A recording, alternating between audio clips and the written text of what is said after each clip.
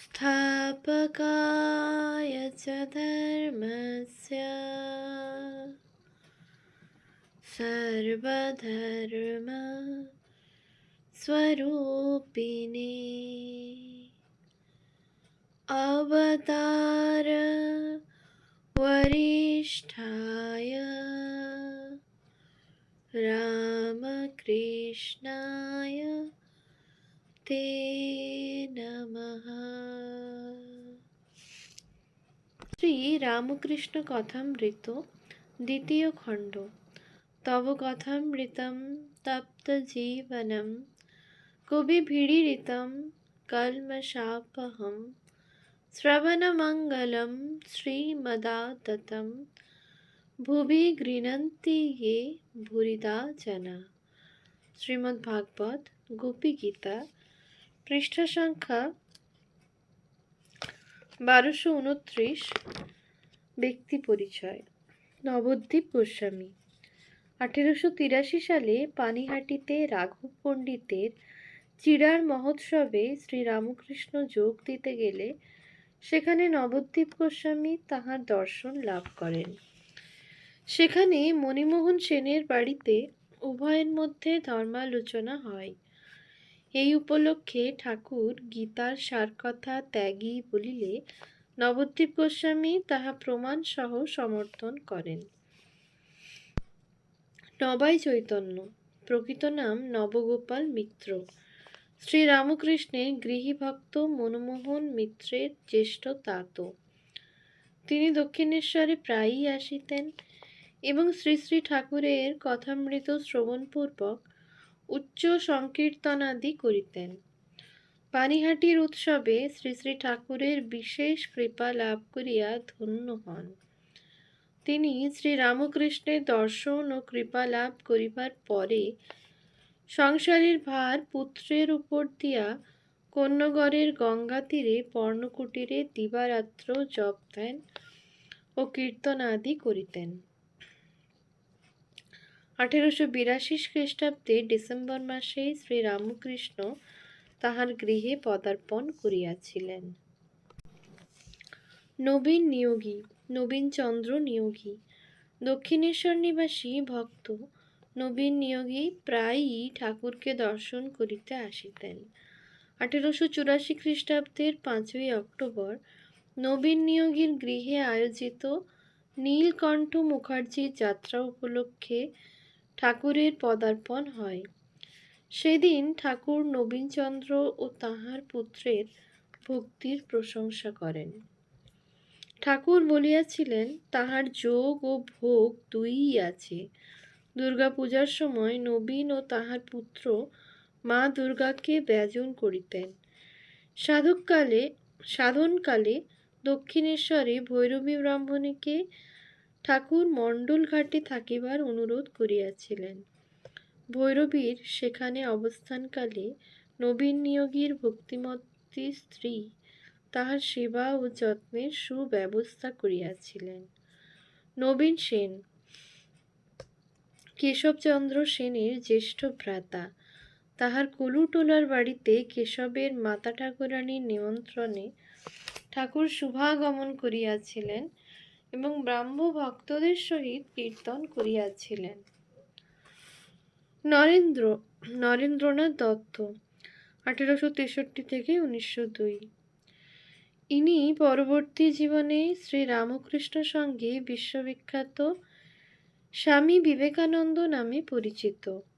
পিতা বিশ্বনাথ দত্ত প্রখ্যাত অ্যাটর্নি ছিলেন। তিনি খুব উদার মনোভাবাপন্ন এবং প্রবল ব্যক্তিত্ব সম্পন্ন মানুষ ছিলেন। মাতা ভুবনেশ্বরী অতিশয় ভক্তিমতী মহিলা ছিলেন। রামায়ণ, মহাভারত ও পুরাণাদি গ্রন্থ পাঠে তাহার বিশেষ দখল ছিল। বীরেশ্বর শিবের কৃপায় তিনি পুত্র নরেন্দ্রনাথকে পাইয়াছিলেন। পুত্রের উপর মায়ের প্রভাব পরিলক্ষিত হয়। নরেন্দ্রনাথ অতিশয় মেধাবী এবং তীক্ষ্ণ বুদ্ধিসম্পন্ন ছাত্র ছিলেন।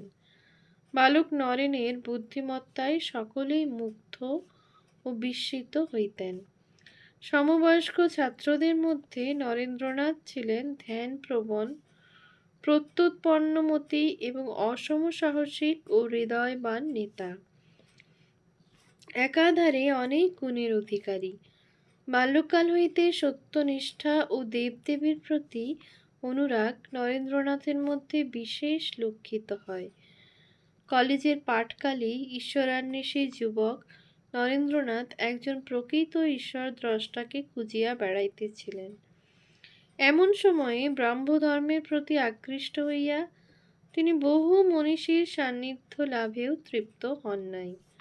অবশেষে দক্ষিণেশ্বরে নরেন্দ্রনাথ শ্রীরামকৃষ্ণের মধ্যে সে আকাঙ্ক্ষিত ঈশ্বরদ্রষ্টার সাক্ষাৎ লাভ করেন। শ্রীরামকৃষ্ণ ওই সাক্ষাৎকালে নরেন্দ্রনাথকে জানিতে পারেন যে এই সেই চিহ্নিত ঋষি যিনি লোকহিতার্থে পৃথিবীতে আসিয়াছেন। নরেন্দ্র সেই দিনই তাহার এতদিনের প্রশ্নের উত্তর শ্রীরামকৃষ্ণের নিকট হইতে মুহূর্ত মধ্যে পাইয়া যান। শ্রীরামকৃষ্ণের দৃঢ় কণ্ঠের উত্তর, তিনি ঈশ্বরকে দর্শন করিয়াছেন। ভগবানকে তিনি নিজেই শুধু দেখেন নাই, অপরকেও দেখাইতে পারেন। শ্রীরামকৃষ্ণ তাহার আধ্যাত্মিক সাধনার সকল শক্তি নরেন্দ্রনাথকে অর্পণ করিয়া মহাসমাধি লাভ করেন। শ্রীরামকৃষ্ণের তিরোধানের পরে শ্রীরামকৃষ্ণের যুবক ভক্তদের একত্র করিয়া বরাহনগর মঠে সন্ন্যাস গ্রহণপূর্বক প্রথমে বিবিদিশানন্দ, পরে সচ্চিদানন্দ ও শেষে বিবেকানন্দ নামে তিনি পরিচিত হন। তারপর পরিব্রাজক রূপে ভারতের সর্বত্র পরিভ্রমণ করিয়া দেশের বাস্তব রূপের সহিত তাহার প্রত্যক্ষ পরিচয় হইয়াছিল। অবশেষে মাদ্রাজের যুবক ভক্তদের উৎসাহ উদ্দীপনায় বিবেকানন্দ আমেরিকার শিকাগো শহরে আয়োজিত বিশ্ব ধর্ম মহাসভায় যোগদান করিতে রওনা হন 1893 খ্রিস্টাব্দের 31শে মে। অনেক অসুবিধার মধ্যে অগ্রসর হইয়া শেষ পর্যন্ত তিনি উক্ত মহাসম্মেলনে হিন্দু ধর্মের প্রতিনিধিরূপে যোগদান করিয়া হিন্দু ধর্মের মহিমা ঘোষণা করেন। উক্ত সম্মেলনে বক্তৃতা দিয়া জগৎসভায় ভারতের প্রতিষ্ঠাপূর্বক বিপুল সাফল্য লাভ করেন। আমেরিকার নানা স্থানে ঘুরিয়া ভারতীয় ধর্ম, সংস্কৃতি, দর্শন ও বেদান্তের প্রচার করা এই সময়ে তাহার একমাত্র লক্ষ্য হইয়া দাঁড়ায়। ইউরোপেও তিনি বেদান্ত প্রচার করেন। 1897 খ্রিস্টাব্দে ভারতে ফিরিলে কলম্বো হইতে আলমোড়া পর্যন্ত সর্বত্র অভূতপূর্ব অভ্যর্থনা লাভ করেন। নানা স্থানে বক্তৃতার পরে ভাবী রামকৃষ্ণ মিশন গঠনের কাজে উদ্যোগী হন এবং 1897 খ্রিস্টাব্দের 1 মে রামকৃষ্ণ মিশনের প্রতিষ্ঠা করেন। নরেন্দ্রনাথ বন্দ্যোপাধ্যায় অধ্যাপক রাজকৃষ্ণ বন্দ্যোপাধ্যায়ের পুত্র। তিনি স্ত্রী পুত্র সহ শ্যামপুকুরে বাস করিতেন এবং মাঝে মাঝে দক্ষিণেশ্বরে আসিয়া ঠাকুরের সঙ্গ লাভে নিজেকে ধন্য মনে করিতেন। নরোত্তম কীর্তনিয়া ঠাকুরের ভক্তেরা নিজেদের গৃহে উৎসবের ব্যবস্থা করিলেই কীর্তন গানের জন্য নরোত্তমকে আমন্ত্রণ করিতেন। ঠাকুর এই কীর্তনিয়াকে খুব স্নেহ করিতেন। নারায়ণ কলিকাতার সঙ্গতিপন্ন ব্রাহ্মণ পরিবারের সন্তান। সরল ও পবিত্র স্বভাবের জন্য ঠাকুর তাহাকে খুব স্নেহ করিতেন। নারায়ণ কথামৃত প্রণেতা মহেন্দ্রনাথ গুপ্তের ছাত্র। বাড়ির লোকের প্রবল আপত্তি সত্ত্বেও দৈহিক নির্যাতন সহ্য করিয়া তিনি দক্ষিণেশ্বরে আসিতেন। তাহার প্রতি এই শারীরিক অত্যাচারের জন্য ঠাকুর ব্যথা বোধ করিতেন। অল্প বয়সেই নারায়ণ দেহত্যাগ করেন। নারায়ণ শাস্ত্রী রাজস্থানের অধিবাসী, দার্শনিক, পণ্ডিত এবং ঠাকুরের ভক্ত। সাধনকালে তিনি ঠাকুরের দিব্যোন্মত্ত অবস্থা দেখিয়াছিলেন।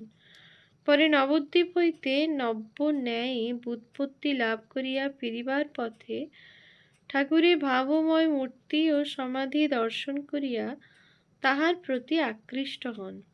তিনি ঠাকুরের মধ্যে শাস্ত্রের সূক্ষ্ম বিষয়সমূহ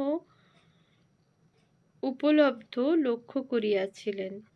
ঠাকুরের ভাবে আকৃষ্ট হইয়া তিনি দক্ষিণেশ্বরে থাকিয়া যান। পরে ঠাকুরের নিকট সন্ন্যাস গ্রহণ করেন এবং বশিষ্ঠাশ্রমে তপস্যা করিতে চলিয়া যান। 1875 খ্রিস্টাব্দে কেশবের সহিত ঠাকুরের মিলনের আগে তিনি ঠাকুরের নির্দেশে কেশবচন্দ্রের সঙ্গে দেখা করেন এবং ঠাকুরকে জানান যে কেশব জপে সিদ্ধ।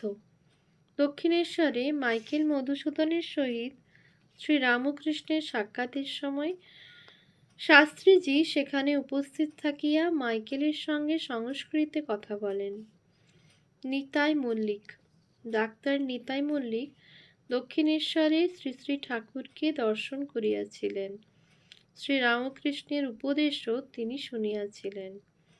নিত্যগোপাল বসু জ্ঞানানন্দ অবধূত 1855 থেকে 1911। শ্রী রামকৃষ্ণের স্নেহধন্য ভক্ত, রামচন্দ্র ও মনমোহন মিত্রের মাস্তুত ভাই। তুলসীচরণ দত্ত পরে স্বামী নির্মলানন্দ নিত্যগোপালের ভাগিনেয়। কলিকাতা আহিরিটোলায় বিখ্যাত বসু বংশের সন্তান। পিতা জন্মেজয়, মাতা গৌরী দেবী। নিত্যগোপাল কখনো একা কখনো রামচন্দ্রের সহিত ঠাকুরকে দর্শন করিতে আসিতেন। তিনি সর্বদা ভগবত ভাবে বিভোর হইয়া থাকিতেন। শ্রী রামকৃষ্ণ তাহার আধ্যাত্মিক অবস্থা লক্ষ্য করিয়া তাহাকে অত্যন্ত স্নেহ করিতেন। ঠাকুর তাহার অবস্থা দেখিয়া তাহার সম্পর্কে পরমহংস অবস্থা বলিতেন। ঠাকুর তাহার সম্বন্ধে বলিতেন যে তাহার আধ্যাত্মিক অনুভূতি লাভ বিশেষ সাধন ভজনাদির উদ্যোগ ব্যতীতই হয়। নিত্যগোপালের পৃথক ভাবের জন্য ঠাকুর তাহার অন্যান্য ভক্তদের তাহার সঙ্গে মিশিতে নিষেধ করিতেন। বলিতেন, ওর ভাব আলাদা, ও এখানকার লোক নয়। ঠাকুরের তিরোধানের পর ঠাকুরের অস্থি ভস্ম কাকুরগাছির যোগোদ্যানে রাখা হয় এবং নিত্যগোপাল তখন 5-6 মাস কাল ঠাকুরের নিত্য পূজা করিতেন। নিত্যগোপাল সেই সময় দিনের অধিকাংশ সময় ধ্যান করিয়া কাটাইতেন। তিনি জ্ঞানানন্দ অবধূত নাম গ্রহণ করেন। 113 নং রাসবিহারী এভিনিউতে মহানির্বাণ মঠ স্থাপন করেন। পানিহাটিতে তাহার প্রতিষ্ঠিত অন্য মঠের নাম কৈবল্য মঠ। তাহার রচিত 25 খানা গ্রন্থের মধ্যে কিছু কিছু ইংরেজিতে অনুদিত হইয়াছে। নিরঞ্জন, নিত্য নিরঞ্জন ঘোষ, স্বামী নিরঞ্জনানন্দ 1862 থেকে 1904। নিরঞ্জনের জন্ম 24 পরগনার রাজারহাট বিষ্ণুপুরে। তিনি শ্রী রামকৃষ্ণ সঙ্গে স্বামী নিরঞ্জনানন্দ নামে সুপরিচিত। শ্রী রামকৃষ্ণের 16 জন ত্যাগী সন্তানের মধ্যে স্বামী নিরঞ্জনানন্দ অন্যতম ও 6 জন ঈশ্বরকোটির অন্যতম। এই নিরঞ্জনের বাল্যকাল মাতুলালয়ে কাটে। তাহার অতি সুন্দর চেহারা ব্যায়ামাদির ফলে সুদীর্ঘ, সবল ও সুঠাম ছিল। তাহার প্রকৃতিও অনুরূপ নির্ভীক ও বীর ভাবাপন্ন ছিল। শ্রী রামকৃষ্ণের কাছে আসিবার পূর্বে তিনি এক প্রেত তত্ত্বান্বেষী দলের সহিত যুক্ত ছিলেন।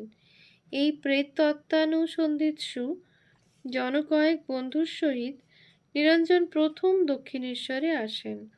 প্রথম দর্শনে নিরঞ্জন দেখেন শ্রী রামকৃষ্ণ ভক্ত পরিবেষ্টিত হইয়া বসিয়া আছেন।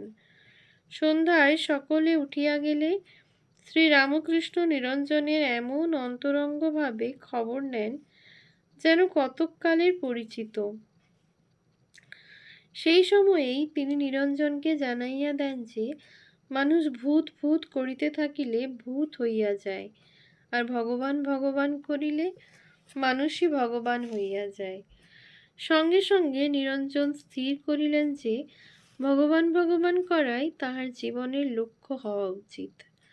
প্রথম দিন হইতেই নিরঞ্জনের সরলতা শ্রীরামকৃষ্ণের মন জয় করে। নিরঞ্জনের সরলতা ও বৈরাগ্যের জন্য ঠাকুর তাহার প্রতি কতখানি স্নেহপরায়ণ ছিলেন তাহার উদাহরণ কথামৃতের বহু জায়গায় দেখা যায়। বলরাম ভবনে একদিন বলিয়াছিলেন, দেখ না, নিরঞ্জন কিছুতেই লিপ্ত নয়। এছাড়া আরো অনেক গুচ্ছ কথা বলিয়াছিলেন নিরঞ্জন সম্পর্কে। দক্ষিণেশ্বরে একদিন ঠাকুর নিরঞ্জনকে আলিঙ্গন করিয়া আকুল স্বরে ভগবান লাভের জন্য ব্যগ্র হইতে বলিয়াছিলেন। নিরঞ্জন এই ভালোবাসায় অভিভূত হন। শ্রীরামকৃষ্ণের প্রতি তার ত্যাগী সন্তানদের এমন প্রাণ ঢালা ভালোবাসা ছিল, যার উদাহরণ নিরঞ্জনের ভাষায়, আগে ভালোবাসা ছিল বটে, কিন্তু এখন ছেড়ে থাকতে পারবার জো নাই। কর্তব্যানুরাধে ও বৈরাগ্যের আবেগে নিরঞ্জনকে আপাত দৃষ্টিতে কঠোর মনে হইলেও তাহার চরিত্রে কোমলতার অভাব ছিল না। এক কথায়, প্রয়োজন বোধে তিনি যেমন বজ্রাদপি কঠোর হইতেন, তেমনি আবার কুসুমাদপি মৃদুও হইতে পারিতেন। 1887 খ্রিস্টাব্দের প্রথম ভাগে সন্ন্যাস গ্রহণের পরে তিনি স্বামী নিরঞ্জনানন্দ নামে অভিহিত হন। স্বামী নিরঞ্জনানন্দের তপস্যার দিকেই বেশি ঝোঁক ছিল, তবে গুরুভাইদের কাহাকেও অসুস্থ দেখিলে তিনি সেখানে ঝাঁপাইয়া পড়িতেন। তাহার শেষ সময় হরিদ্বারে অতিবাহিত হয়।